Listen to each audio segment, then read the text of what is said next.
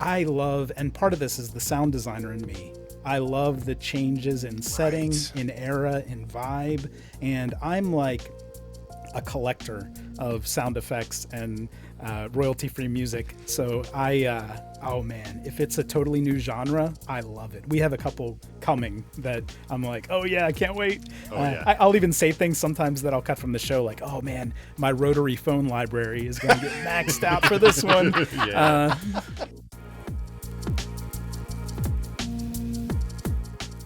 Welcome to Tabletop Talk, the podcast where I delve into the minds of tabletop gaming creatives. Join me as I uncover their creative process and inspirations. You are in the right place if you enjoy listening to thoughtful interviews with creative people. Hey, it's Chris Casciano. When I'm not painting beautiful paintings or writing choose your own adventure stories, I'm listening to Tabletop Talk. Howdy, friends. Craig here. My guests today are Ross Bryant and Cupp. Cupp is best known as the creator and often the GM of Ain't Slayed Nobody podcast. He's an editor and a performer, and he loves exploring cosmic horror and weird Americana. He and Ross together have started Push the Roll with Ross Bryant, the podcast. Cupp, welcome to the third floor. Thank you. I'm so happy to be here. And thank you for saying Push the Roll with Ross Bryant. I give him a hard time for not saying the full name all the time. Yeah. Well, and it's become a little bit of a shtick on the pod. So I've noticed. That's right. Cupp loves to see me squirm as I say my own name. The second voice you hear, of course, is Ross, and Ross is back. He is known for being on almost every Dropout TV show, his work with the Glass Cannon Network, and playing Patricio, everyone's favorite demon on The Good Place. Ross, welcome back to the third floor. Oh, my pleasure. Good to be back. So, Cupp, you have to endure the question that you get on every interview podcast, but I want to phrase it a little bit differently. You're assuming anyone wants to interview me, Craig. You look so nervous. Oh, Cupp's been sitting on this for a while. He's ready to hold court. That's right. Finally, my time to shine. I've been rehearsing for years. Oh my God. At one point you knew nothing about this hobby, right? You didn't know you could grab a sheet of paper, write some numbers on it, get some funky dice, and create a whole new world. And then it was put in front of you for the first time, and I'd like you to take me back there. Well, this point in history was fairly recent, actually. Really? So I was always a nerd, and I don't know how this hobby missed me, but for some reason, the people I hung around and people in my high school, they just either weren't into it or were hiding it from me. I had this kind of general awareness of things like Dungeons and Dragons, but I had never played any tabletop role-playing game until 2019. Oh, shit. Yeah, so 2019, I played one session of Dungeons and Dragons. We were going to record a podcast. It was a bunch of college football bloggers, and someone said, hey, let's start a podcast. And we brainstormed names and came up with Ain't Slayed Nobody, recorded one episode, and I was to edit it, and I was like, man, editing stinks. I don't want to do this. So it never was released. And I found the files like a year later. It was 1 month before like the COVID outbreak was known. So January 2020, I found the files, or I guess it was a couple months before that because we released it in January. So a few months before that, I found the files and I was like, why didn't I want to edit this? Like, what was it I hated about this? And then I was thinking like, well, I don't really like high fantasy and I wanted to play something that I had a little more passion for. It doesn't hurt that I was also running the new game and I wasn't running the Dungeons and Dragons game. So I was like, let's do horror. So are there any horror tabletop role-playing games? And were there? And I was like, and I also, it was already a noisy kind of marketplace for podcasts. Sure. So I wanted to find one that people already knew about and were looking for. So I found Call of Cthulhu as the most popular horror game. And I started digging through their library and found their Old West Down Darker Trails setting. And I was like, this is it. We're going to do Old West. We're going to do horror and just see if anybody cares. And then we started. So our first episode launched in January 2020. We were all recording virtually, which was, it worked really well with the pandemic, the lockdown. Yeah. So it ended up being like kind of a buoy for us in really dark times. And it kind of carried all of us, me and the players, through that really difficult time socially, like everything. Yeah, emotionally. and then I was hooked. I wanted to keep doing it. I would have lost that bet. For some reason, I thought Ain't Slade was older than that. And by no means did I think that was literally the beginnings of you in the hobby. So now we're 6 years later, right? Yeah. Do you have a sense why? So if you go back in time to you playing with a bunch of bloggers and playing Dungeons and Dragons, now this is a big part of your life. What happened? What was it? Interesting. So I think part of it was just the timing of the pandemic and being disconnected from everyone socially. I'm an introverted person anyway, but I needed some kind of human contact outside of immediate family during that time. And this was it for me. Yeah. So I really looked forward to recording these sessions. And like many people, after, we were able to go out in public again, I still kind of felt like the introversion was a little stronger than it was before. Yeah. So I still was relying on this kind of virtual tabletop gaming to kind of get that boost of, Human social contact. exposure. Yeah, exactly. I liked it more than I ever thought I would. Like recording the sessions with Ross for Push the Roll with Ross Bryant, that's like my favorite thing to do. So, Right. The show started breaking even in money. Like things just started to get a little bit easier to justify using my time. And we started to find an audience and, it just kind of built from there. And I am stubborn and tenacious in some domains, and this is one of them. So it's almost like even when it gets really tough or when it's like an 80-hour week trying to get something out. I'm not going to give up. Nice. So I'll keep at it, even if, it's usually fun, but even when it's not, I can persist just because of my own personality. So for you, Cupp, is content and this hobby just linked and would be linked, or let's imagine podcast got banned for whatever reason, right? You couldn't put it out. Do you think you'd still play, or are the two just bound together for you? Oh, that's a thought-provoking question, because almost every time I play is for content. Right. It sounds like But I Cupp, am the also- first time you played was for a podcast. Exactly. Yeah. Yes. Like you've and almost the never second- not played for content. Yes. The second time I played was the first episode of Ain't Slayed Nobody, Right. as we know it today. So I was running a game for the first time using the Call of Cthulhu rule set for the first time in our first episode. So it has always been content for me, but it's like fun content. So it's Right. complicated. Like, yeah, if we didn't have a podcast, would I keep doing this? I've played a few games at cons. I've run some games. I've written some scenarios. So it has branched out a little bit, but there's still always content. I mean, we played for a game that we didn't record for one of my friend's birthdays a few years ago. Nice. And we were like, oh, we're not going to record it and all this stuff. And then afterwards, I was like, we should have recorded that because that would have been good content. We could have put that on Patreon. It's Curse. really, The curse. Yeah. it's funny for me because I would say probably 80% of my play is produced, right? It's put out in some form, whether it be a live play on Twitch or, in a podcast. One thing that I tell people though, that are normal humans, unlike you and I, and don't just do stuff for content is to always record your sessions though, because for me, it has changed me as a GM to be able to go back and listen and to watch and to take things in, especially going from session to session. Do you find yourself at all, Cupp, going back and listening? Oh, interesting. So I have to because I am the editor. Right. So I listen to everything, sometimes years after the fact, depending on the production pipeline. Yeah. But if you're asking, like, once we publish an episode, do I go back and listen to it later? No. Yeah. You've already listened Almost to it 10 never. times. Yeah. And I'm not really a podcast listener either. So people will ask me about, like, I'm doing scare quotes here, but like competitors, like, oh, do you listen to these other shows?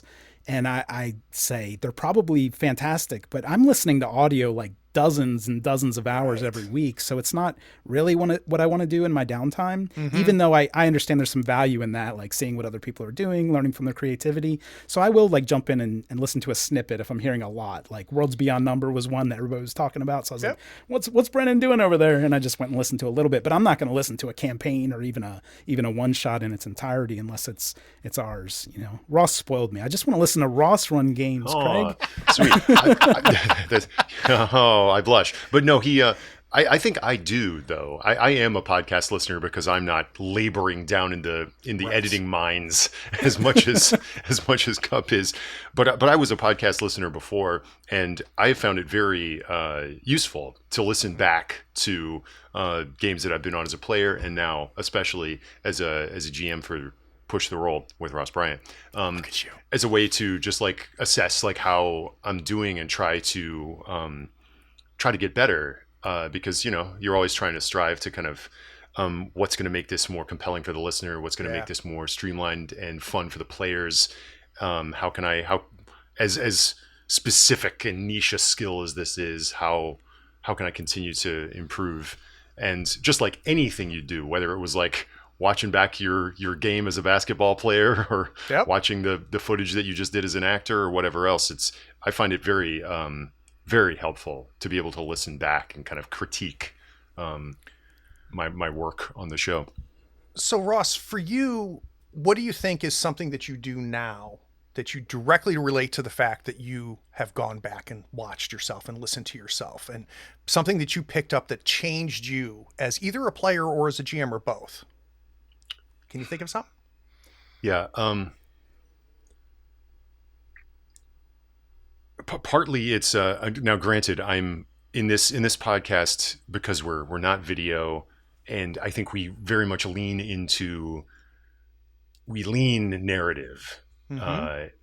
So I do talk a lot, but I'm always striving to talk less. Yeah. If I could have a Post-it note or like a mural on my wall above the laptop where we capture this podcast, it would be "Shut up, Ross." And this is not to say that I think I'm being too verbose or running on and on and on, but I'm always trying to err on the side of economy more and more, or to tailor the length and breadth of description and atmospheric speech to the genre that we happen to be playing in, the specific subgenre of that particular game. Because part of the fun of our show is that each little mini series is always horror, but it's always like kind of a niche subgenre of horror. And there are some that lend themselves to very flowery, lengthy narration. And there are some that lend themselves to a more punchy and precise description. And I'm trying to, I think maybe that's a clearer way to put what I'm trying to get at, is that like, how can I tailor my narration and GM sort of vibe to the precise vibe of the particular game that we're doing, so that everything is kind of like reaffirming the atmosphere that we want to create. I think for me, I struggled very similarly, right? I would catch myself like reading a novel to the table. It's like, that's not why we're here, right? This isn't what we're doing. The other thing that I'm working on too is, and this ties to Craig, shut the fuck up, is being okay with silence. Yeah. Like, it's okay if the table is quiet for a little bit. And I think as GMs, we have this instinct, like, this is wrong. Like, well, I got to get in here, right? The pacing is all wrong. And that's helped me a lot as well, which is, I think, very closely tied to what you just said. I think especially horror, yes, slowness, pace, silence can be super duper helpful. Especially when you know that, like, when you're doing that in the record, that Cupp is going to be coming in after the fact and layering in atmospheric sound to make those silences more rich. They won't be silences later on. But sometimes I stretch them out so they're really long. Yes. He'll get in there and make it more suspenseful. Yeah, and I think we can overestimate people's ability, and this is just at the table, not to mention the listeners, right? But we can overestimate people's ability to take in information and to process that information. I found myself just flooding the zone sometimes, and like at some point, like, they're not even listening to you anymore, right? That's tough. All right, Ross, for you've already given us your origin story. Everybody can go back to the first time you were on the show to hear that. I, much like with Cupp, tie you to Call of Cthulhu now. But, you know, I've seen you play Blades. I've seen you play a couple different games. I guess my first question is are you game curious, right? So are you the type of person that kind of is always kind of poking around what's out there, or is it kind of what's put in front of you? Like a lot of us, I'm I was game curious in college, but I kind of set it aside. But now I'm of an age where I'm really trying to experiment more. No, yeah. I've always been game curious, Craig. Yes, I'm lucky in that like my origin story is very similar to Cupp's in that like I'm a latecomer to games. Yeah. A circle of friends kind of indoctrinated me, and then that circle of friends became a streaming collective, and that's how I got into actual play. And those guys are super game curious. My kind of circle of friends that got me into gaming they're the type of guys who just have like wall-sized libraries of game books, like 75% of which they haven't even gotten around to like running. So there's always this backlog of games that everybody wants to try. So that was my school of games. So I'm always like eager to find the next thing. And there's a ton of games now that I played like one time because of those guys. Like, what is it? That game Bastion Land played lately. Oh, yes. Nice. Yeah, Mythic Bastion Land was really cool. I'm really we have a home game going now. I am not recording just for content. I also have home games when time allows, and I'm really eager to play next week. Mage: The Awakening. Wow, that's a deep cut. Going back, a super deep cut. I'm really loving bouncing around and playing all those like World of Darkness games. I've now had the chance to play Vampire. My favorite weird ass game, Promethean the Created, the one where you play Frankensteins. I don't think I've ever read that. I don't think I knew it existed. That's crazy. It's incredible. The book is wild because like clearly the writers of it are super duper into alchemy, like they're into the lore of medieval alchemy, so everything is like steeped in that sort of lingo. I was like totally geeking out in it, and Mage is even more crazy dense with all the occult lore and and it's all pulling from real like magic books and grimoires and stuff to build its world. So I'm excited to get into that, and I'll say finally, I'm really excited for the new Blades hack, Blade 68, which I've had the opportunity to play a few times. And I cannot wait to get my hands on that book because holy moly, what an awesome idea. And the world of Blade 68 is so, so cool. And the cultural kind of touch points that it's pulling from are just like, gimme.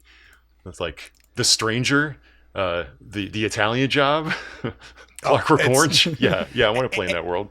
And I wish there was a place I could go to hear a 2-hour interview with Tim Dene about the origins of Blade 68. Gosh, I was going to plug your podcast if you didn't, Craig. Yeah. If only there was a hero daring enough to bring the creator on and give them a public forum. He's a good egg, man. And like, I love it when I meet creators that are unbelievably creative. And John's the same way. John Harper's the same way, right? Where you're like, holy shit, like so much creativity is just pouring out of these people and they don't suck. And that's pretty cool. I like that combination a lot. Now, for you, Ross, is there a game out there that has taken over your brain a little bit, but you haven't had a chance to play? No, I don't have it's not as though I'm not a big collector of the books in the way that my friends are. I have enough books. My wife has me on a 1 in 5 out policy. So geez, nice. I think if 3 or 4 enormous RPG books came through the door, the size of the eye roll that I would be getting would throw the earth off its axis. But you need a third floor to your house like I do. Yeah, no, I'm not boy, what a classic dick am I, like my wife won't let me. No, I am of this mind too. I have too many books and too little shelf space. Yeah. And if I'm reading, I'm not like my friends in that I'm not the sort of person who reads the game books for pleasure like they do. I'm going to sit down with another type of entertainment. So I kind of rely on my friends and social circle to be the ones who are introducing me to the games. I'm rarely the one kind of bringing the game I want to play to them. Well, and it sounds like you trust them, right, Ross? Very much. The curation success rate sounds like it's been pretty damn good. Yes. Which is excellent. So guys, the Insider Insight series allows me to sit down with designers, developers, artists, writers, and creators and learn how they approach their work. I try to understand their process, inspiration, and the methods for crafting their creations. We have got a lot to talk about on the other side of the break. We're going to dive into Push the Roll with Ross Bryant.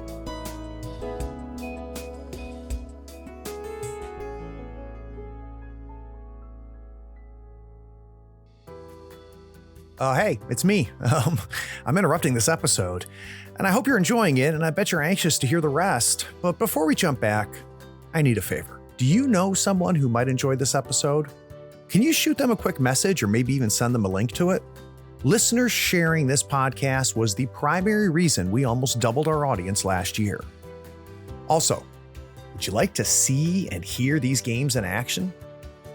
Go to the Third Floor Wars YouTube channel and Twitch stream. Our actual plays combine compelling role-playing, character-driven action, and system tutorials. We create great stories while lifting the hood and showcasing the game mechanics. Links to both are in the show notes. Okay, last thing, and I mean it. Have you rated this podcast on your pod platform yet? Maybe even written a short review?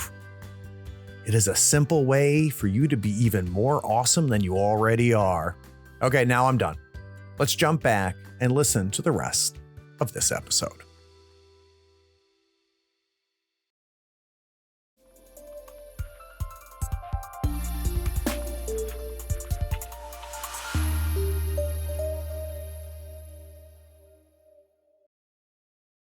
So I was listening to Ain't Slayed. Push the Roll wasn't new to me. I was also kind of in the circles with Ross, right? So there's Ross and I have a couple common people that we know. I've been a fan of Ross ever since I saw him. I think it was on Stream of Blood was the first time that I'd encountered you. You're the reason we have a subscription to Dropout TV. So cool. Same. Yeah, like it was my introduction to a lot of things. When I first heard about this, I'm like, oh, this is interesting. Partially because I was dying to see you run games, Ross, because I really didn't get a chance to see that, right? I've always seen you as a player. I knew quality-wise we were good because Ain't Slayed was quality material. So I'm like, okay, this is I condone this marriage. But it surprised me in the best way. So I'm going to read a blurb about the podcast to give people context, and then I'm going to figure out where the hell this came from. So Push the Roll is an improvised Call of Cthulhu podcast combining cosmic horror, tabletop RPG adventures, and dark comedy. Guided by Patreon suggestions and tumbling dice, each episode is fascinating and unnerving. Anything can happen, anywhere, anytime, when you push the roll. So, I guess my first question is the day before the two of you ever talked to each other. And I don't even mean about this podcast. I mean, at one point, you two did not know each other. What connected you first? I think Cupp reached out to me to just sit in on an Ain't Slayed Nobody one session game. Is that right? Was it Cosmic Dark? Was that the first? No, it was the first one was The Dare. Right, so the Halloween game where the player characters are children. Kids, it was Scott Dorward, Ross, and Becca Scott were the fun. player What a characters. cast! Holy It was an amazing table, but it was so this was kind of the impetus from my side. I wanted to start becoming known for having a great Halloween game every year. I wanted to just like crush October. I wanted October to be our month for Ain't Slayed Nobody, to really have something fantastic. The 2 years before that, we had done improvised games run by Scott Dorward. So we had The Green Pumpkin in 2021. We had Totally Not a Cult in 2022. And then I was like, we'll probably do another improv, but I also want to do The Dare because everybody knows The Dare in the Call of Cthulhu world. I'd never played it. I wanted to run it. I worked with Graham Patrick to rewrite some of the like tricky parts of it. And I wanted like an amazing table. I already had played with Becca Scott and Scott Dorward, of course, quite a bit. I think I reached out to Jared Logan, and asked for Ross's contact information. I think Scott actually kind of turned me on to Time for Chaos, and I watched some of the content there, and I was like, wow, this guy's amazing. So, let's see what he does if we get him on Ain't Slayed Nobody. And Ross replied to my email, and we worked it out. And then I loved it so much. I think I invited you to play Blade Runner next. That's right. Blade Runner was the next thing we did. Yeah. So we did kind of a mini campaign of Blade Runner, and Ross was he was kind of like the Harrison Ford character in our in our little in our Decker in our little Blade Runner arc, and a grizzled also, old cop, a Blade Runner a few weeks from retirement. It was very cool, and that was and I mean, Cupp is being very, very kind to me right now, and I got to say, I think that was where, listening back to that, I was like, oh my god, the production on this is incredible. Like Cupp's post-production on that Blade Runner campaign is just like amazingly atmospheric. Like it conjures that the world of that Ridley Scott movie through sound in this amazing way. It's so pristinely detailed. It was a loose and fun game, but like after his post-production, it sounds like a highly produced audio drama, and I was so impressed by it. Yeah, to blow smoke a little bit for you as well, Cup. I think what I like a lot is the fact that you don't overproduce. Because I have listened to some actual play podcasts where I'm like, okay, like pull back a little bit. I'd like to hear them play, right? I'm not. If I want an audiobook, I'll go listen to an audiobook. You have found a really nice sweet spot, Cup, and your restraint in production, I think, is what I admire even more than the quality. Ooh, we're getting into something interesting here, Craig, because I have a long history with this idea of production and how much to produce. Let's hear it. Blade Runner is the closest to an audio drama, I think, that we've ever done. And I get criticized. I mean, it's not like, massive amounts of criticism, but I do get criticized for overproducing some things on Ain't Slayed Nobody. Interesting. And that's fine, right? Everybody likes a different kind of flavor of actual play. But I think one of the many reasons that we decided, and this maybe is more from my end, to kind of branch out, push the role with Ross Bryant as a separate thing, is because Ain't Slayed Nobody is full of different types of productions. We have some that are not produced at all. It's almost raw. We have some that are like Blade Runner and The Dare, which are closer to audio drama. And then we have others that are, like you said, kind of the balance, kind of trying to find that sweet spot. And I think when we played The Between, Jason Cordova's game, I was like, I think this is it. I think this is the level of production that I like, that is reasonable in terms of my workload, and that really adds to the atmosphere. So if we could have this level of production for Ross's show, I think it could kind of stand on its own and be like its own type of production with consistency. And that's another thing. Ain't Slayed Nobody is I love it. I love almost all the content on it, but it is wildly inconsistent in terms of tone and production level and cast. And I mean, it's just like there's so much change and variety, which I think can be good. Yeah. But I wanted like a show that has a theme, is known for something, has some elements in it that are consistent. And I think Push the Roll with Ross Bryant is kind of, scratching all those itches. Well, and let's go backwards just a little bit, right? So you reach out, you get in touch with Jared. Jared gets you in touch with Ross. Ross enjoys the game. Pull him in for Blade Runner. Whose idea was first? Was it Cupp or Ross that came up with what became Push the Roll? It kind of was like a slow crossfade. I think Ain't Slayed Nobody already had this precedent of Scott Dorward running these quote unquote improvised games, which were like lightly prepared, like half a page of notes. Got it. And I think Cupp maybe asked me if I'd be interested in doing something like that. And I was like, yeah, I'd love to. And so over the course of a year or so, I ran a few of these quote unquote improvised games on Ain't Slayed Nobody, where it was like I'd come in with a loose concept, a couple of notes jotted down, and I had so much fun doing those. And then I think it just grew out of a conversation we both had where I was like, I think this is a whole show where we even remove that light preparation and lean on my background doing narrative improvisation. Right. So many of the shows I do live involve getting an audience suggested title and then doing a show for like an hour to 90 minutes.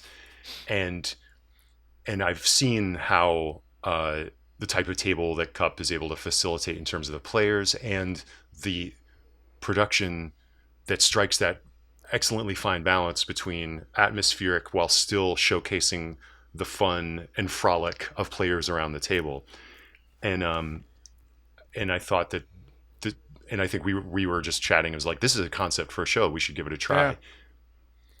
It just, I think, grew out of a conversation between the two of us. Yeah, my memory's similar. So we had what Ross is describing with these like semi-improvised games. We would take suggestions from Patreon, but we would get not just a title. We would get like a setting and inventory items and like a little more story like a whole detail. spreadsheet of stuff. Yeah, so it might be like 4 columns that we collect from Patreon, and then I would send that to Scott Dorward or Ross, and then they'd kind of put together like a seed for a scenario, and then we'd run that. And we usually had pre-gens, I think, Ross, in advance, so we weren't like picking our characters on the fly either.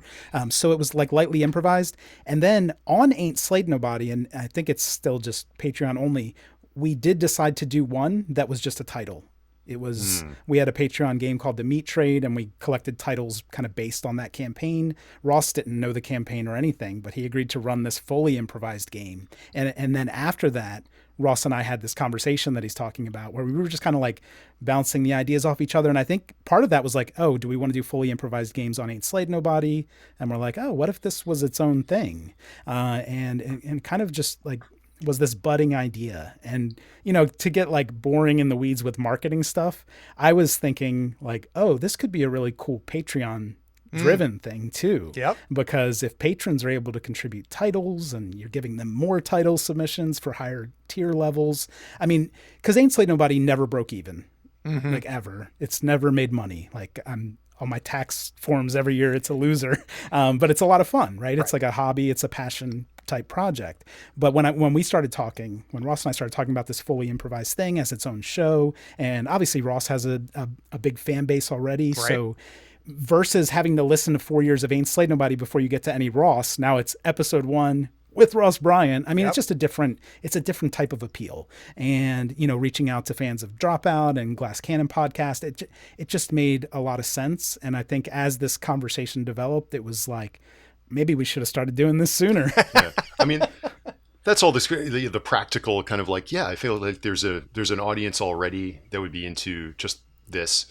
But I was also so intrigued by so many other things because I don't see improv as an element of every game and actual play, but like really showcasing and front loading that, showing the process of the conception of the idea from the title, having it all be super generative, and the idea of having the personnel at the table being the sort of like small repertory company of push the roll kind of regulars. Great people like incomplete list here, but like Scott Dorward and Mary Lou and Paula Deming, who are all just like such excellent improvisers. But then I love the idea of having this permeable table where we'd have special guests coming through, friends of mine from the worlds of comedy and Dropout and all the people I've met doing actual play, and going further afield to people who've maybe never even played role-playing games before, but I know are like really excellent and charismatic improvisers and storytellers. Was really intriguing to me that we could have like, I loved the idea of this show as like a Twilight Zone or Night Gallery or Tales from the Crypt, where we have this like anthology series. And I've always loved Call of Cthulhu for its historical fiction component and how flexible it is. That like the Dare, that you can set something in like 1920s Arkham, and you can also set something in like Kids on Bikes 1980s or whatever. And so I love the idea that it's always horror, but it's always a different type, and the flavor of it is dependent on the title, and the imaginations of that unique group of people at the table is so compelling to me. So I want to talk a little blocking and tackling, if I could, Ross. And this might be something that I don't know. Let's find out. You get the title, right? And I definitely get the impression that when Cupp rolls the dice, that's the first time you've heard those words, right? Every time. I've never seen or heard them before. And one thing that I've really enjoyed in the show, and I feel like you're doing it more as we've continued on, is you're starting to be a little open kimono and kind of talking out loud in your thought process. And I also find you sourcing a little bit more from the table, which I really like. But I would like to do something very dangerous and get into your brain at that moment, where you hear the title, and with all of your practice and training outside of RPGs, can you give me an idea of techniques or something that you start push you in the right direction? Yeah. And I'm glad that you brought that up, because I want it to be conversational. I want it to be open kimono. I've never heard that expression before, but yes, I throw open. I throw open the kimono and show you all the goods. That would be a good improv title, Open Kimono. Yeah. I'm walking around like Alfred Molina in Boogie Nights. But yeah, because I like that. I want part of the show to be kind of a demystification, right, of this kind of improvisational process to show folks how light you can hold all this stuff. So the title comes in, whatever it is, and I feel like usually my brain is like, okay, what's just like my first knee-jerk association with that title? Often for me, that seems like a title of this kind of media. That's just where my brain goes. Like, this title reminds me of something that would be on a pulp novel, or would be on a 1920s film canister, or would be on on like an old dusty book in a library. And then that will sort of take me into, okay, so what would this be like a 1970s crime film? Would this be a swashbuckling 18th century pirate tale? Would this be like a year 3000 spaceship? But through the lens of like a 1950s filmmaker? Like, I'm often thinking of it in these kind of genre terms. Yeah. And once that's settled, and this, as you said, is a conversation around the table. It's like, what does this title make you think of? And we're just kind of pinging around these associations, and it's really kind of like free flowing kind of word association. But I feel like I'm always kind of groping for genre, era. If I can put it in, what accent are we doing? Is the question kind of hanging out there, and it's once kind of one's out there that I feel I can kind of get my hand around, as far as like, yeah, this seems like a juicy genre, era, location, then it's like, great. That's all we need to know. We let's not build any further than that. So then it's like, great, guys, it's a swashbuckling pirate tale. I want you all to come up with characters that would be on a pirate ship in the year 1799. and then you go into the list of pre-generated characters, and people go, and we're always with like, this doesn't have to be a complete picture. It's just a couple of bullet points. It's like, I'm thinking shipwright. I'm going to take the engineer sheet. I'm thinking a disgraced nobleman who's taken to the seas. I'll take the dilettante sheet. Like, with the idea that we're going to find all the detail and color it all in while we play. So no one ever has to have a complete, full, perfect idea. You just have like a little piece, and we're gonna build and generate it all together. So repetition changes how we do anything. If you were to go back and listen to early versions of this, before even maybe Push the Roll existed, right? When you were kind of doing this on Ain't Slayed, and now after so many repetitions, what has changed? What are you doing now that you learned in the process of doing it over and over again? I think early on I was more kind of making that decision by personal fiat. It was more like, this makes me think of X, here's what it is. And I like it to be more of an open kimono brainstorm session. I'm there, my kimono just dangling while everybody's throwing ideas around. Flapping in the wind. Yes. Oh yeah, and it's flapping, folks. And, because very often, like, because that's more like that kind of mirrors the sort of, it's what's going on around the table is what's going on in your brain also. It's just just everybody's pinging associations off each other. Ultimately, like, my name's on the damn show. I am the tyrant of this thing. So I will pick what is ultimately the one that I personally find the most compelling and juicy. But that I like it to be more conversational now. I've learned to have that be a conversation kind of blue sky brainstorming session Yes. rather than me hearing the title and being like, I command you, it is this. And it makes for better content. I enjoy, and like to your point, it demystifies it, right? So it goes from just it's magic and only Ross can do this to suddenly not only do I think maybe I could do this, but maybe I can do this more in my quote unquote normal games. Yeah, right? of There's course. things that I can pull in this approach to things on there. Cupp, you were there at the very beginning and you're there now. What have you noticed? Because I have the passwords. I That's never right. go away. Yeah. And not necessarily about Ross, but how's Yeah. the show changed in the short time that you've been putting it out? Interesting. So I feel like I love the early sessions. I love the early episodes, but I do think one change that I've noticed, if you've read or heard anything about like bounded innovation or bounded creativity, I think when you have when your options are more limited, sometimes you get more creative and come up with more interesting ideas. And I think as Ross becomes conscious of, we've done these eras, we've done these vibes, these genres, I think it makes him and everyone else who's kind of contributing to that early discussion more creative in like where this could go. Nice. Where could we take this title to make it something that's new to Push the Roll with Ross Bryant versus, okay, we're back in the 1920s in Arkham, folks. Here we go.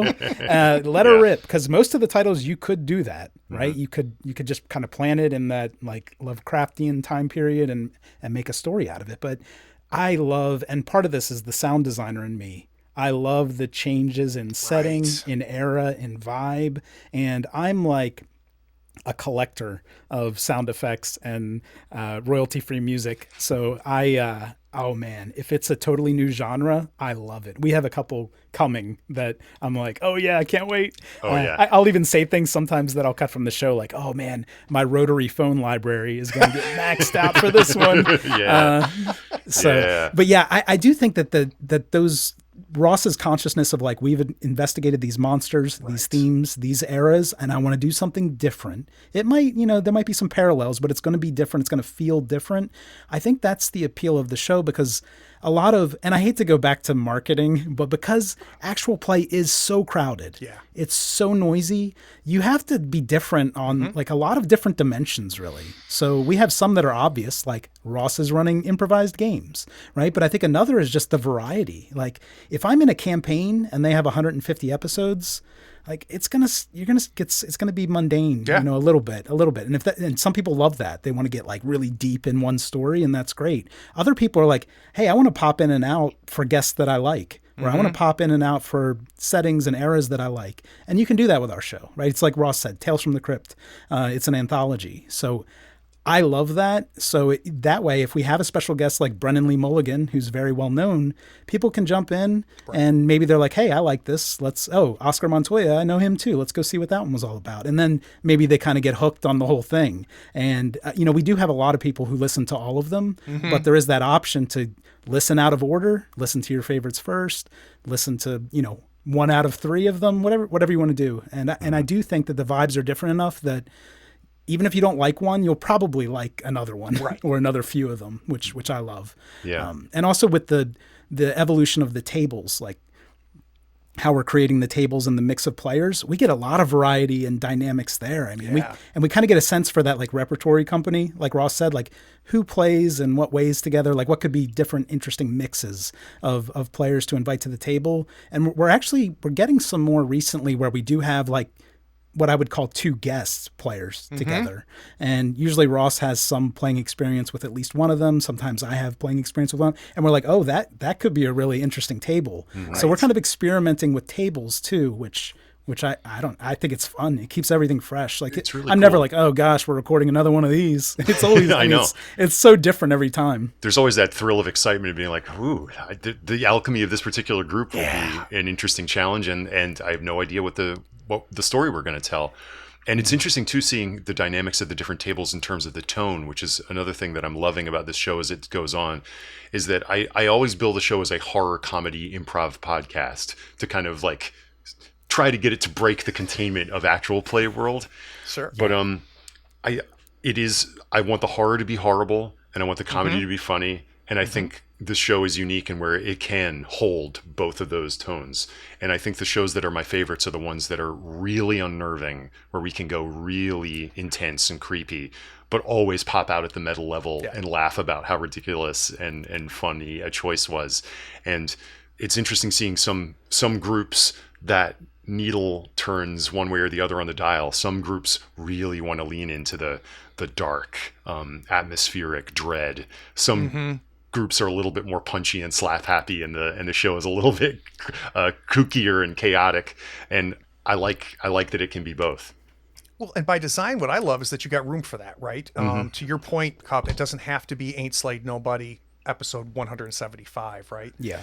Each one of these little mini campaigns. I also like the fact that they're not one shots, right? I like the fact that you give breathing room for these things. And I don't feel like, and you guys may be, I don't feel like you guys are on a timer. And you're trying to race to an end, right? It does, and if that is happening, it's not apparent, which I love. We are on a timer, but luckily it's long.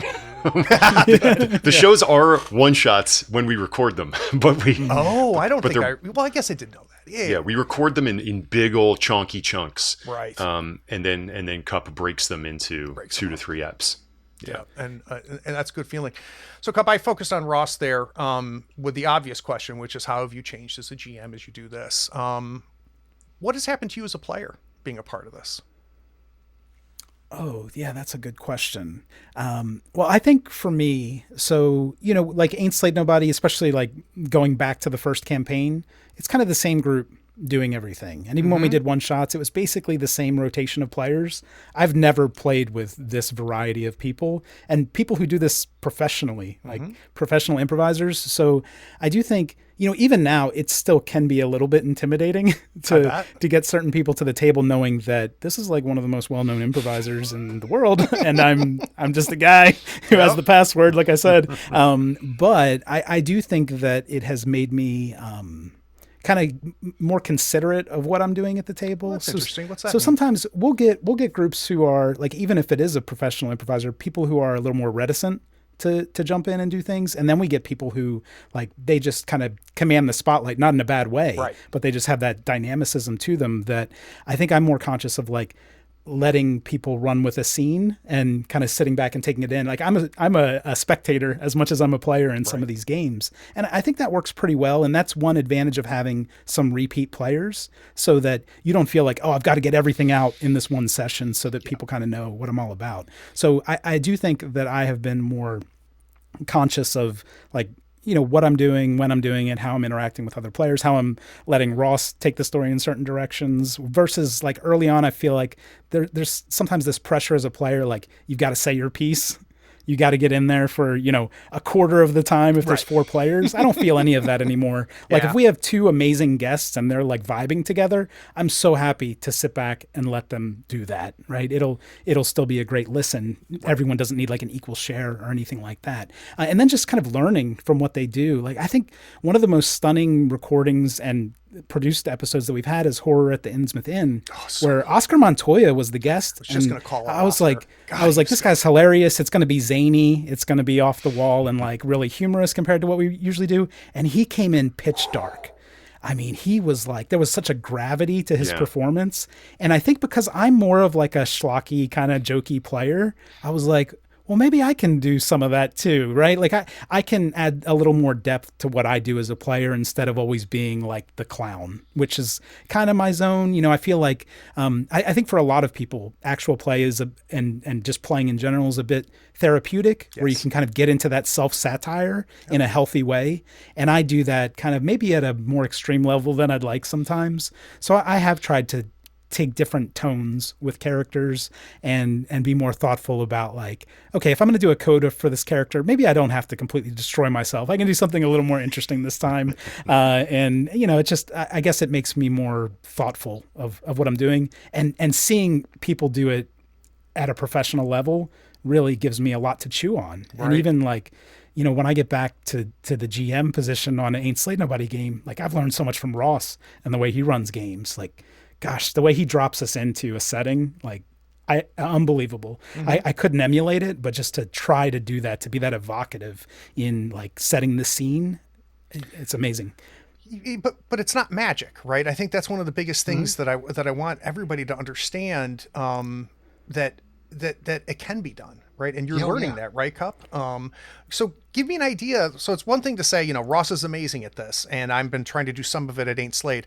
Can we get specific? What are some things you have stolen from Ross? Techniques or things that you now find yourself using? Well, now Ross is going to come after me for stealing all of his good stuff. Yeah. No, I think that so there are a couple things Ross does that I've thought pretty deeply about. One is that Ross is never in a hurry to do his exposition, to get a description of an NPC out. He doesn't feel like he has to be. He talked about talking too much, but when he's speaking, it's in such a deliberate way. And I have noticed that everyone at the table is just like riveted when he's doing that. So I think I've tried to slow down is one thing. So if I'm going to be monologuing or if I'm going to be setting the stage, slow down. It's okay to take a pause that would seem a little too long for an actual play, because we do edit, just to kind of get the tone that you want, right? To hit the right vibe. And I think he's really, really great at that.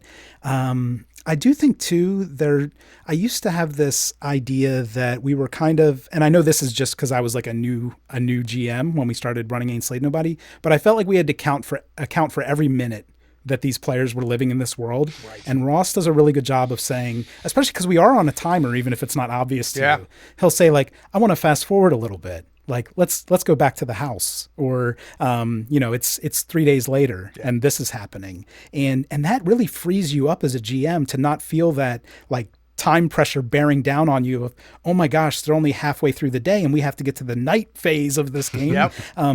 Ross will just say, it's nighttime now. And I'm like, oh my gosh, that seems obvious. But as a GM, you don't always feel that it is obvious. And I will say things like that. I'll cop to that's me stealing from Jared. That's me stealing from Jared Logan, who has that great sense of propulsion as a GM, and will be like, okay, I think we've accomplished what this scene needs to accomplish. Let's move on to the next interesting thing. And I'm glad that I'm very glad to hear that from Cup. And I'll say the Cup's an excellent player in these games as well. Like as much as he's like self-effacing, I think that always making really cool, dynamic, and atmospheric and choices that amplify the horror and the tension, always in a really cool way. And I think you might back me on this, Ross. I don't know, but I think we do need to do a little bit of an intervention with Cup's addiction to failing sand rolls. Like, I feel like you are so disappointed when you succeed. Yeah. And why is that? Well, yes. Why do you love part of it? So we don't always get the video, but it's because Ross looks so disappointed when we pass our sand checks. Yeah. But I do feel this, like, if everyone's been passing, there's some like guilt, but also that self-disappointment. And I think this kind of gets into what I like about horror as a genre for RPGs, is that we're not like role-playing our extreme competence at something. We're role-playing our vulnerability. Right. Like, it's very human. And I feel like for me, as someone who hasn't played a lot of RPGs, that's it's a little bit of an easier place to go, just because it is like, sometimes you're just like exaggerating, your own kind of human traits. But also I think there is something therapeutic to it. Like, this is a kind of a safe sandbox where we can explore some of these emotions and explore being scared. And, even like some movies, some of the body horror that Ross does, I don't know that I'd be super comfortable with it in like a movie. Right. But like, there's something about playing it out, about being at the table. And Josephine McAdams talked about this too. Like, they don't like to watch horror movies or play horror video games, but to be part of it, it's different. It's just this different feel to it. And it just, there's a lot of trust, right, among the people at the table that we're going to do this in a safe way. And there's some preamble to our play where we kind of make it clear that if you're not comfortable, we'll rewind and do something again. But yeah, it's just, I love it. And I always leave these games thinking about them. Like, not in the way I have for some Ain't Slayed Nobody games like Blade Runner, where I'm thinking about, man, I screwed that up. What if I had done this? It would have been so much cooler. I'm thinking about it like, oh my gosh, that was so disturbing. Like, but really cool at the same time. And then I get to revisit it again in post-production, where I'm like, this scene's so disturbing. Could I put an 80s synth track under this and make it like really like a weird contrast and something cool for the listener? So I think it's just, these games are thought provoking. And I think based on what I've read on like Patreon comments and YouTube and our Discord server, like it's affecting listeners too in a positive way. One, as GMs, it's giving them confidence that there was a comment just this morning, like, hey, if Ross can pull a one shot out of thin air every week, I think I could run a prepared scenario. God, it's like something that's already published, and everyone on the server's like, hell yeah, you can do it. Just jump in. Yeah. I love what you brought this up a couple of times, Craig, that like, it's not magic. It's not magic. Like, the game is horror, and we're approaching these dreadful themes. And you realize that the magic of it actually comes from this beautiful place of comfort and trust and mutual support. As long as everyone at your table is doing that and you're fostering that atmosphere where like everybody's ideas are attended to, and we're just gonna like, let's see where this goes. That's the magic of it. It's the magic of, oh my God, what if adults listened to each other and cared about one another's ideas? Like, that's it. And made room for each other. Yeah. Oh, and something what you just said reminded me, even like just the fact that it is a group going through it together. Yeah. It's kind of like, if I'm going to go as a teenager into this haunted house or this spooky forest by myself, it's going to be horrible and terrifying. But if I go in with a group of friends, it might be fun, right? And we're trying to scare each other and things like that. So I think even hearing like some of our players are amazing at this, like the way Paula reacts to body horror and gross scenes, it just makes it so much more comfortable for everybody else to hear like kind of that visceral immediate reaction, and then you're like, that was horrible, but now I'm focused on how fun that reaction was. So it's just like it has that like levity kind of underneath something that's ghastly, and I think that works really well, even though it's not someone like being jokey, right? They're not making a joke about the horror, but like the way that the reactions are happening is really fun, and I think listeners feel that too, because a lot of the things they comment on are like things I don't expect, like gasps and laughs and just things like that. Yeah, which is really cool. So Cupp did a pretty good job, intentionally or not, of kind of revealing why he enjoys the genre so much, especially within RPGs. I'd like to get a similar take from you, if I could, Ross, because I feel like you are attracted to this genre of RPGs. Yeah. And is that something that surprised you, or did that develop over time, or what happened? No, I like horror as a genre, but I realized how much I like it in the games, and especially in games that are done for public consumption. Because, as Cupp was saying, in a horror game, you're playing out a character's vulnerability, not their power fantasy. So, as a player, the games are tailor-made to be revelatory of your character, because they put your character in extremis. And you also know that your character is facing almost certain doom, in Call of Cthulhu especially, because the characters are so frail in comparison to the cosmic entities that they're contending with. So because you have the license to hold your character lightly, you can be a little bit more reckless with their choices, and you can be more revelatory of their psychology and find so many interesting moments at the table to reveal it and interact with characters in very vulnerable and interesting ways. My favorite moments in the show are not when I'm describing something at length, but when in these great moments where just two or three of the characters are just talking amongst themselves and building the world on their own, and I can listen to that and then try to bring it back in a horrible way later on.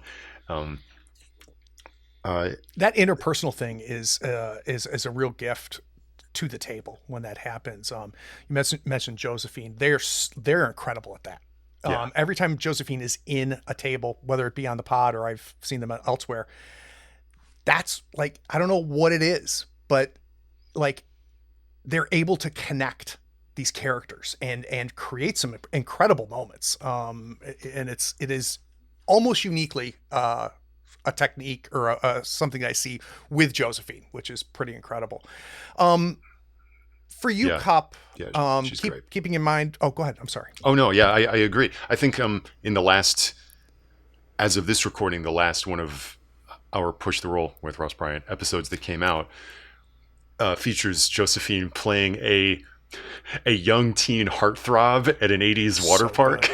Yes, so Yes. That all the other characters kind of have a crush on. Yep. And part of the fun sort of improv games of that session was the ways in which all of them are kind of like vying for Josephine character's attention and how much she's kind of like how much this like teen hunk is kind of It's a perfect example of what I'm talking about. super duper alluring to them, and it was Yep. just wonderful seeing her character interact with almost every other character and watch the romantic tension rise. It was very, very fun and funny, and so perfect for the 80s VHS horror genre that we were playing in. Those type of movies definitely have a character like that, and it was just such a great way to evoke that genre. And players like Josephine and Paula take a lot of pressure, I think, off everybody else at the table because they have such an ability to pop into a kind of a main character type role, even if they're not necessarily taking like a greater share of the, speaking in the session.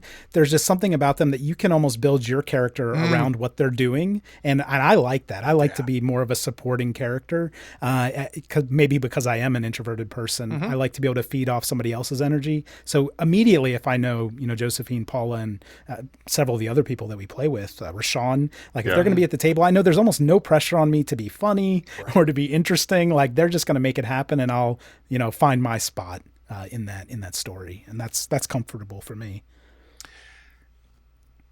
I don't want you, Cup, to think about favorite episodes, but I would like you to think about favorite moments. So can you, like, when you go like, wow, that stuck with me, when you said that to me, that's what I was thinking of. What are some now that what are we, a year into this now, or over a year? 6 months, only 6 months in terms of isn't that crazy? releasing the Back in actual September.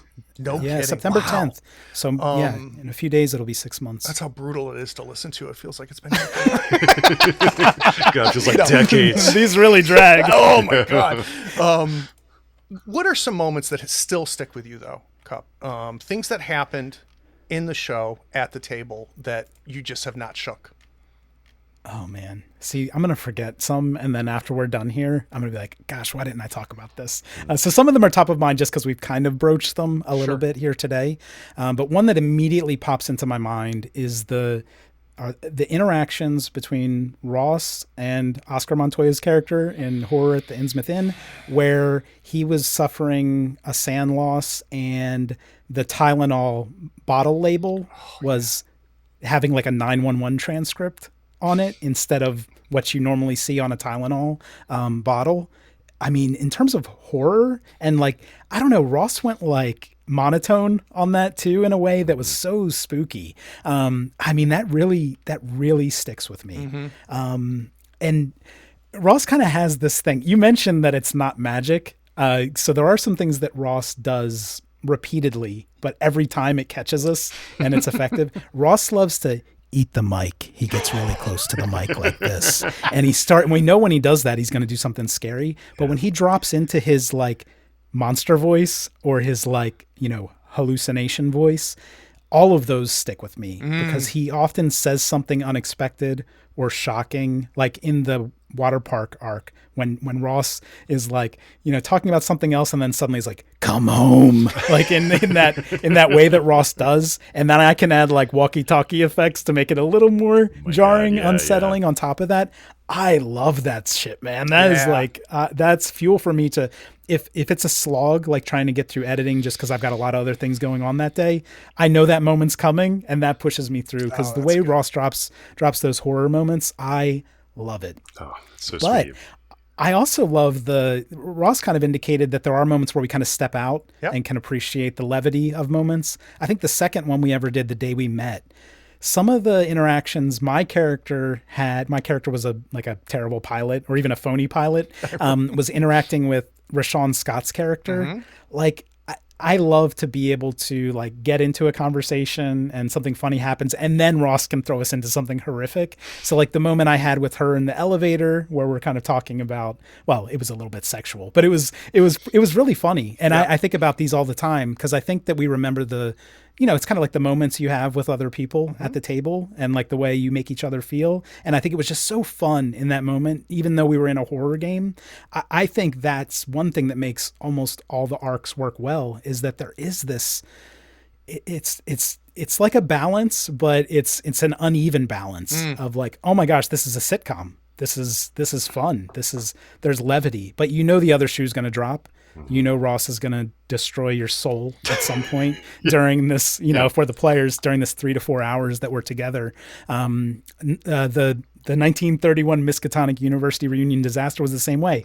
The setup Ross came up with was amazing, with a scavenger hunt, and we're all having fun and these like 1950s vibe characters. Actually, Ross, your NPC, I forget the name of the NPC, but your NPC who was like working for the CIA probably. Yeah. I don't know that it ever came out, but it hopefully was pretty obvious that he was a red hunter. Yes. But he was at the table with us. And then, when Ross drops into like a mid-Atlantic accent or something, I mean, you just know it's going to be fun. And I think those moments, the horror might be too obvious because he's very good at that, that eating the mic, like scaring the shit out of you. But I think when you get into a moment with like Ross and another player character where you're just like vibing outside of the horror, those are so fun. And they're really fun to edit too. And that's where you can, even in sound design, like tonally change things. Like, oh, okay, this is like 1950s diner music. And then soon it's going to be like spooky synth drone because of what's coming around the bend. And while we're talking about the reunion episode, I think Ross has a way of like revealing monsters. Even though it's coming, it still surprises you. Yeah. You're looking at something, it's over your shoulder. It's like, he just has this way of doing it that every time it gets a reaction. That's another thing I'd like to practice and try to use more in my own games, because I think I can sometimes be quite deliberate about what the player's seeing. Ross has a way of using like spot hidden successes against players that is inspirational. And that's another thing I love about horror. It's not like I'm going to blow up the reactor to make something fun happen. It's, can I make a listen roll? And you're scared to make a listen roll because that might lead to a power roll, and then your character might start on that path. Yeah. And like the way that little things can influence these arcs, I think is so cool. And I know I'm not giving you a moment. I'm like, no, I'm talking this is about what I was asking. No, this is excellent. Yeah. What's your highlight reel, Ross? Do you have any like moments that really stick with you? Yeah. Let's see. I think, I'll spoilers if you haven't listened. Please listen to the show. I want to say, The Day We Met is which Cupp already referenced, is our little mini series that is a Cthulhu scenario set in the world of a early 2000s rom-com. So it's like Sex in the City, but then it goes Cthulian. And so just the little scene taking place at the very beginning where we definitely clarify that it's set in New York, but it's obviously shot in Toronto. Incredible. Yeah. Every reference to that is very fun. But there was a moment in the back half. I truly have no idea how these things are going to end when they begin. Right. And you were really just finding it along the way. But the way that did end with these, taking the premise of rom-com and at the end having the sort of cultists to the cosmic mathematical form, turning themselves into literal love triangles by warping their shapes into non-Euclidean Penrose triangles was very fun to me. But I think maybe my favorite of the ones we've released so far is our Christmas miniseries, The Worst Gift Ever Given, which began in ancient Rome and then smash cut forward to the present day and back and forth. And I really loved the transitional moments of that when we'd go forward in time and then back, trying to make those transitions interesting, but especially the way the players, like seeing the excitement in their faces when they kind of realized what was happening, and then all of them just totally picking up the baton and seeing where I was going and dropping into contemporary versions of their ancient world characters on a dime was just, it was great. I loved that so much. you've distilled down what I love about this hobby, right? Are those times where you've got 4 or 5 different brains just all on the same wavelength, all headed in the right direction, surprising each other, supporting each other. It is truly incredible, truly incredible. So guys, we're going to take a break, and when we get back from this break, I want to find out, I'm tired of talking about what they make. I want to find out what they consume. So we're going to talk about one thing worth sharing. We'll be right back.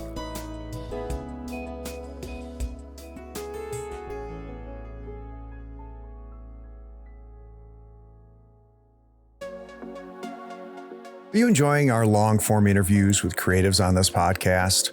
Maybe you're craving deeper discussions about our guests or some of the RPG plays on our Twitch and YouTube channel. Well, I've got an opportunity for you. You see, Third Floor Wars now has a Patreon-only Discord server. You can join a vibrant community of like-minded enthusiasts diving deep into every episode of our RPG plays and podcast. Connect with fans, engage in spirited discussions, and unlock the behind-the-scenes insights.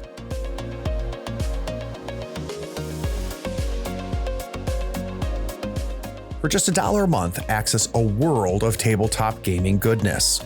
Connect with passionate gamers who share your love for the Tabletop Podcast and everything produced on the Third Floor.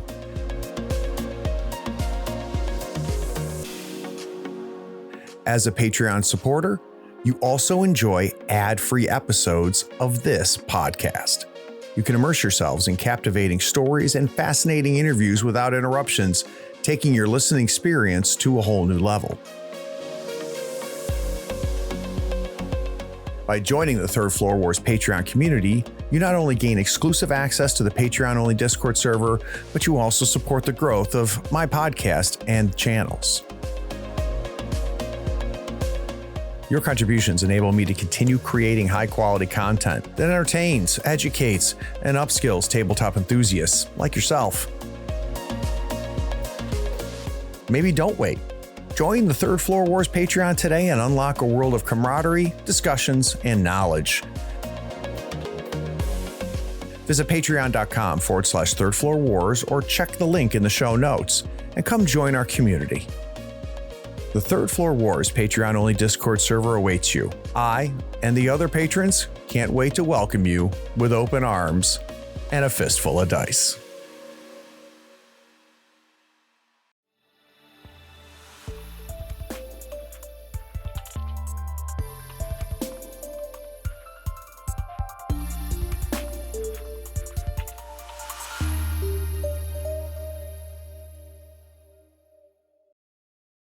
So, Ross knows this, but Cupp, this is your first time on the show. One of the things I like to bookend, so we talk about your origin story. We talk about what you're doing now, your process and everything, and how things go from, hey, I'm reaching out to Ross to see if he wants to play in a game, to now we do a podcast together. I want to end it with what you consume. So for you, Cupp, is there a book, a TV series, a movie, another RPG, or another show that has kind of taken over your brain the way you want Push the Roll with Ross Bryant to take over someone else's? Oh, interesting. So my memory lasts about 6 hours. So this is a tricky question for me.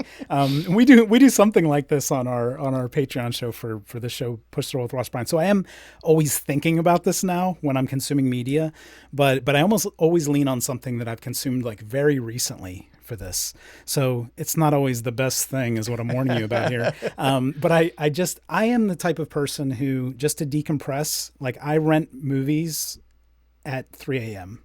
Oh, wow. And then I watch them. Yeah. So the last one I did for that, I've been thinking about a lot, even though I think objectively it's probably not very good. It's a movie called Fall. Have you heard of this one? It's about climbers, like rock climbing. Okay. But then after a personal tragedy, these two women decide that they're going to scale an abandoned or in disrepair radio tower. Okay. Right. So there's the tallest radio tower. So they're going to scale it. And what I love about it is, because I'm always thinking about these things now from like a cosmic horror perspective. And I think that it's like, because they're climbing something that's huge, incredibly tall. And the higher up they go, obviously there's a bunch of like, bolts loosening and things like that as they're climbing. But like the help gets smaller and smaller. Like their way out shrinks the higher up the tower they go. Right. So once they're near the top of the tower and they're trying to like get attention of passersby and things like that, I mean, you kind of feel that like in your bones, like how frustrating that must be. Like I can't get a phone signal up here. What am I going to do? Hey, let's put the phone in a shoe and throw it to the bottom and see if it survives. That kind of stuff. I mean, it's like there's just this, because it's not just like jump scares, right? It's not like some of the horror we think about. It's survival. It's like I'm in this isolated situation with, one other person or a few other people, like we often are in Call of Cthulhu games. And we're not just relying on, we're not just scared, but we're trying to rely on some ingenuity, right? I'm thinking of like the skills, like climb skills and intelligence skills and education, all the things that would, mechanical repair, like all the things that kind of help them try to navigate being stranded at the top of this tower after the ladder peels off the side of it. So I was just thinking like, I like games, like it's almost like a bottle episode of a TV show where you're just in this one set the whole time, but like, things are happening. Like here, like an RV pulls up. Are we going to be able to send our drone down to get the RV's attention? Like these are things that I think about like, oh, you could weave that into a game and it could actually be pretty cool. And then this was, I'm sorry for doing like a 2-for-1 here, but this was blending with something I'm watching with my daughter. Yeah. It's a YouTube influencer, Ryan Trahan. He's doing 50 states, or he already did it, 50 states in 50 days with his wife. And they're trying to raise money for St. Jude's. Nice. And so, they go to one state every day. And I was like, what if you did like a tour of the US looking for all the cryptids, and you're basically doing like a cryptid every day. And I was like, man, that could be a cool campaign actually. It's not quite ghost hunting. It's more of like a road trip type adventure, but you also have all this cool Cthulhian stuff layered on top of it. And, the radio tower could be one stop along the journey. Sure. So these things at 3 or 4 in the morning kind of blend together in my brain. But, and I actually want to thank Ross for this.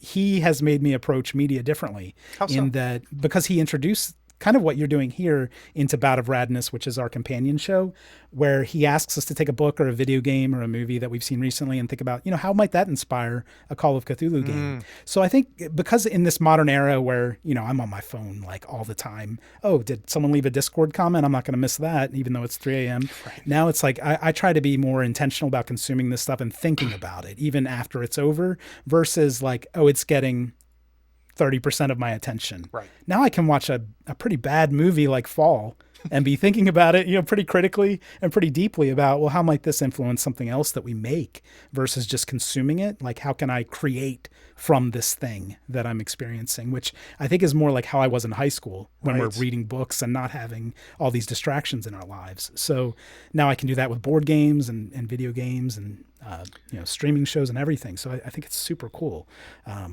So those certainly aren't the best things that I've watched in the last 6 months, but they're the most recent, damn it. And that wasn't the question. You answered the question. So that was good. Excellent.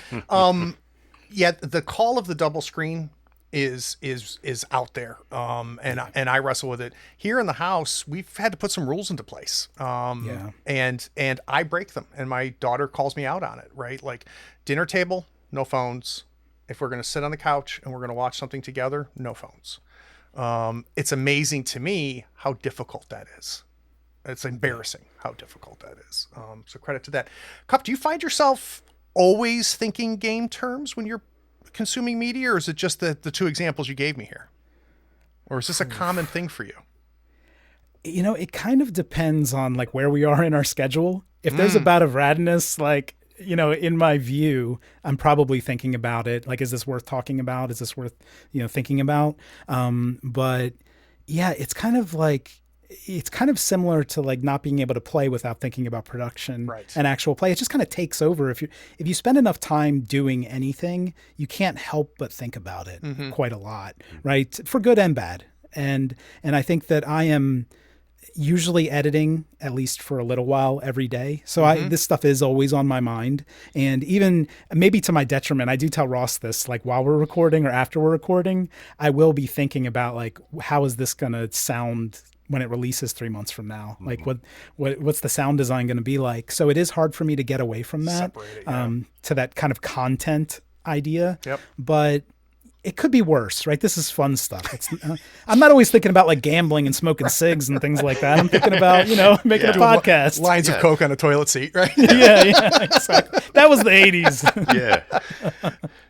How about for you, Ross? What is kind of garnered your attention lately and that you really have enjoyed?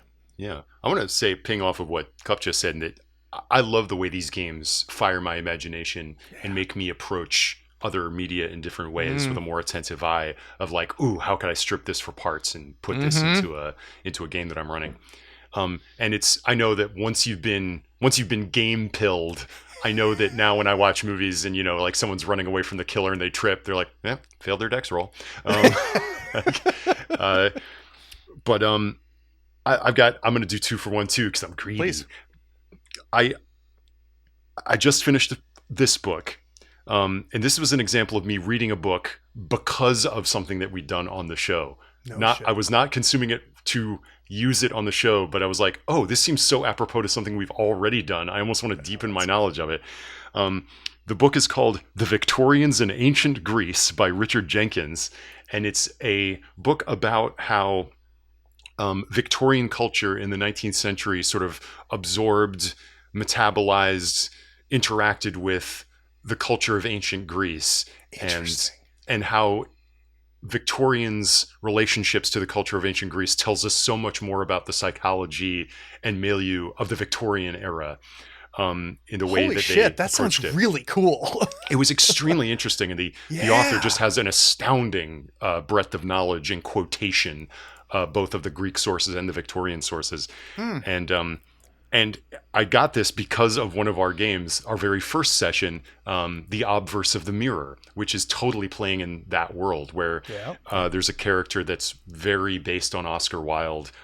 Scott Dorward was playing a character very based on Aubrey Beardsley, and they encountered a powerful ancient Greek artifact that of course had some rather uncanny properties. But I was reading this and I was like, God, it's perfect. There was this kind of psychosexual obsession with the world of ancient Greece. And just so that no one thinks that all I read are high-minded history books, the other thing that I have to offer is a book that I'm about halfway through now. It is a piece of ancillary alien content. It is the alien novel Alien: The Cold Forge by Alex White. I think it's maybe the 4th in a series. I'm reading it standalone. And this is because I got it recommended to me by a bunch of the people on the Glass Cannon. This book has basically hit Glass Cannon World like a freight train, and everyone loves it. Oh, shit. And it's so good. It's Ooh, why? It just like is an amazing work of horror in that like it builds on the world of Alien, the sort of the Weyland-Yutani of it all, the corporate culture, and it builds on the sort of interesting what is human body horror of androids in a really interesting way. And I want to say that even without the aliens, the book is super compelling as a work of corporate espionage fiction. And it also drops you into the subjectivities of some very interesting characters.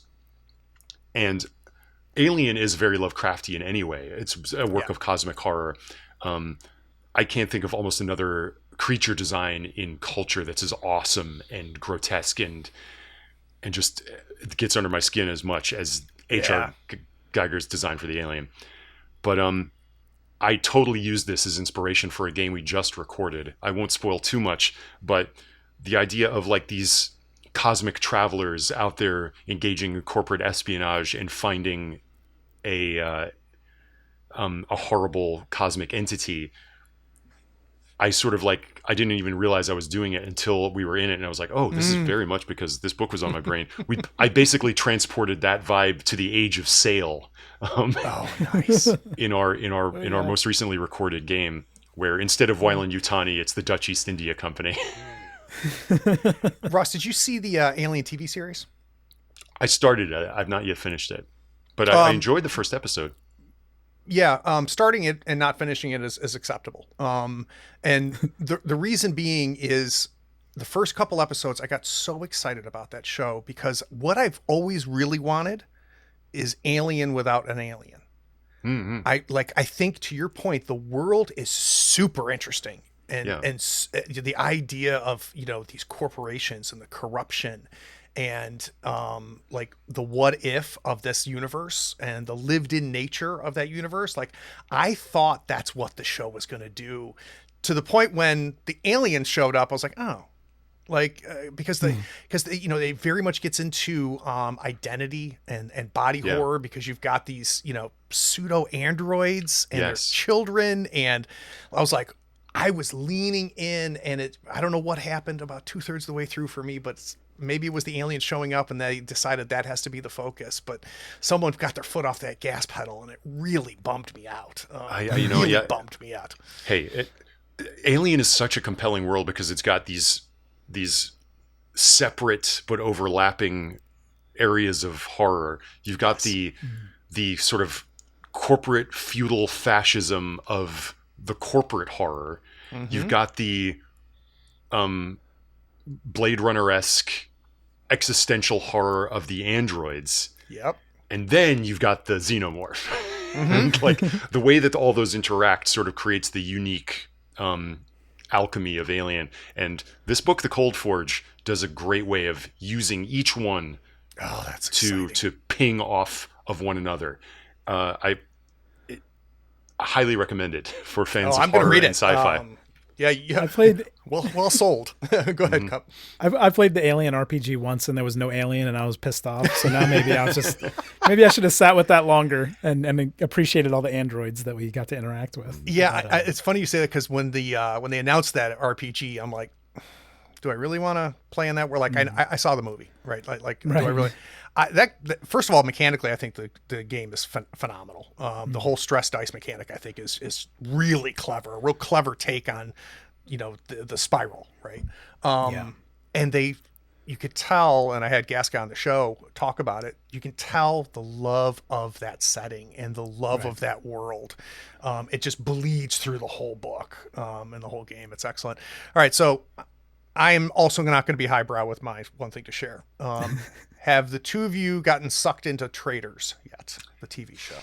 No, I know it's supposed to be fantastic, but I'm not a big reality TV viewer of any type, even though I hear Traitors is great. I've seen the trailer for Traitors many times, but I haven't dug into it yet. I love Alan reality Cumming. TV is reality TV is my thing. Is not my thing. That's my wife's thing. She likes people shouting at each other on the TV, and she said, honey, you got to watch this. Like, you're going to love this. And I'm like you, Ross. I'm like, nah, I'm good. Ooh, it's good. And especially if you've ever come across like Blood on the Clock Tower or Mafia or Werewolf, you can definitely tell where it's coming from. There's a UK version. There's a US version. They have two different hosts, and each host changes the flavor of it. And the most recent US run was with reality TV stars, Housewives, Survivor, Love Island. And I don't know if I've witnessed a more compelling drama recently. Like, I was bought in the whole thing. And if you had told me that was going to happen with a reality show based off of Blood on the Clock Tower, I would have gone, nah, I'll just play Blood on the Clock Tower, right? Like, what do we even talk about? Holy shit. To the point where, for the first time in a long time, I could not wait for the next episode. And the last episode did not disappoint. And it's become a bit of a thing. Like it's been memeified and everything. Like, and I don't want to spoil for anybody, those listening or stuff, but yes, and never have to watch it again. But I highly recommend the most recent version of the US Traitors, especially if you're a gamer too, because it's mechanically also interesting as well. So Craig and Cupp, reality TV, Ross, the intersection of Victorian and ancient Greek. Yeah, and like reading words on reading words in a book without pictures, shit like that. I'll tell you what. So West Coast. There's a lot of things to do on a Friday morning and a Friday afternoon. Like finishing the damn book that you're reading right now, or editing and putting in some sound effects. But you guys decided to spend it with me, and I really appreciate it. Thanks so much for having us, Craig. And Yeah, I appreciate you having us on. yeah, and I hope that your listeners, if they haven't, give our podcast a try. We're really proud of it, and I think it is a unique actual play role-playing game experience that hopefully you'll enjoy just as a story, but also because of its sort of implicit story of like a way of approaching games, which you might get something out of if you're a player or a GM. And as Cupp has intimated, if you join our Patreon, you can submit titles and get all kinds of awesome BTS content on our sideshow, Bout of Radness, where we make other awesome recommendations for culture as far-flung as ancillary alien novels and works about Brian Trahan, road trips. Yeah, right. Amazing. Yes. This was great. Now, for those of you listening, guess what? You made it. This is the end, and I appreciate you making it all the way. If you've got enough spoons, take care of yourself. If you have a few extra, take care of somebody.